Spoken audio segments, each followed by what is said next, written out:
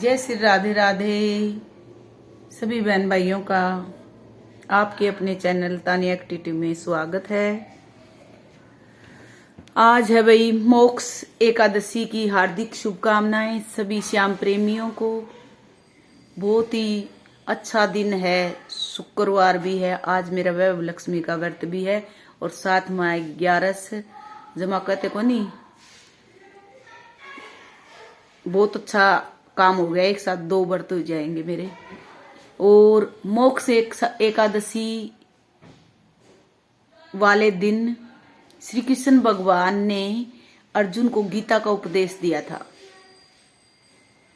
अपनी देसी भाषा में बोला है मैंगसर की 11 शुक्ल पक्ष वाली 11 को, इसको मोक्ष एकादशी कहते हैं।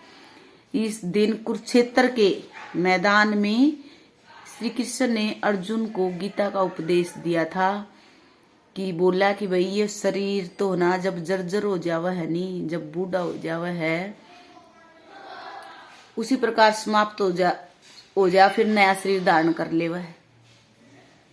जैसे कि पुराना कपड़ा फट जाए नहीं, यहाँ पे फेंक दे वहां नया पहन लिया, इसी प्रकार हमारा शरीर का है। ये सारी बातें समझाई तब अर्जुन को समझ में आया था कि भाई सत्य है बात। कहते ना मृत्यु सत्य है, जीवन सत्य नहीं है इस संसार में, लेकिन मृत्यु एक सत्य है इस संसार से सबने जाना है। स्वयं भगवान भी यहाँ रह करके जितने उनका समय था सर्वलोक को चले गए थे। तो भाई मैं बताऊं, आज मैंने देखो कान्हा जी को तैयार कर दिया था, कहानी सुनी थी, देखो दिखाऊंगी आपने। देखो येलो ड्रेस बना रखी है। आज मेरे कान्हा का भी फास्ट है। सभी राधे राधे बोल दो, जय श्री राधे राधे, ओम श्री भगवत वासुदेव नमः। देखो सुबह इसका भी फलाहार करा दिया, दूध पिलाया है, मिश्री का, तुलसी का जरूर भोग लगाना चाहिए। और तुलसी में पानी नहीं देना, 11 को छूना नहीं होता है, द्वादशी को तुलसी नहीं तोड़नी होती है, क्योंकि विष्णु लोक में गई हुई होती है तुलसी माता, मैया रानी है। तो कभी भी 11 और द्वादशी को, मतलब उसमें द्वादशी को जल दे सकते, पत्ता नहीं तोड़ना आपने।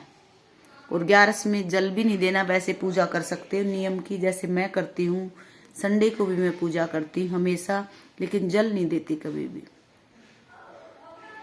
और दूसरी बात ये थी भाई 11 की, हाँ कई बहन पूछे भी 11 का ना व्रत किस तरह करा है भाई। 10वीं वाला दिन पहले दिन संकल्प लेना हुआ है कि भाई हाँ ये व्रत मैं कल करूंगी। कहते हैं गनखरे तो एक टाइम खाना खाते 10वीं में, लेकिन मैं तो दोनों टाइम खाती हूँ खाना, लेकिन टाइम से खा लेते हैं, ये नहीं कि रात में 10 बजे। और 11 वाला दिन तो रहते हैं फलहार। देख चाय के लगेगी, चाय के 11 को कई नमक भी खा ले वहां बेकुट्टू काट की, वो कई व्यंजन पर नहीं रहा जाता। सबसे पहले आया फलहार, दूसरे नंबर पे आता है, ये भी फलहार में आता है, कुट्टू काटे की पकौड़ी रायता जो खाते, लेकिन सबसे पहले होता है फल जो पेड़ पर लगे होते हैं। मैं फलहार का ही करती हूँ, वो श्रद्धा के ऊपर वे सब अपनी अलग अलग है। और अगले दिन द्वादशी को नहा धो करके पूजा पाठ करके उसके बाद मैं ठाकुर जी को उसका खिचड़ी का भोग लगाती हूँ।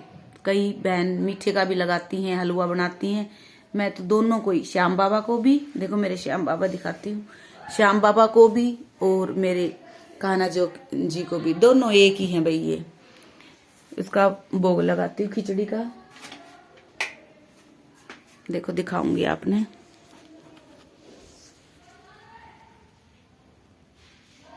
ये रे, जय श्री श्याम हारे के सारे की जय हो। तैयार कर दिए थे मैंने, तुलसी दल का भोग लगा दिया था, मिश्री का भोग लगा दिया था, और फिर सीधा दान करती हूँ खिचड़ी मूंग और चावल मिक्स करके। भाई एक आदमी का पेट खूब अच्छी तरह से भर जाए, आटा गुड़ और दक्षिणा अगले दिन। और 11 को करती हूँ फलदान, जो मैं फल खाऊंगी वही फल देती हूँ, जो एक आदमी का पेट भर जाए फलहार करके। और दीक्षिणा जरूर देनी होती है।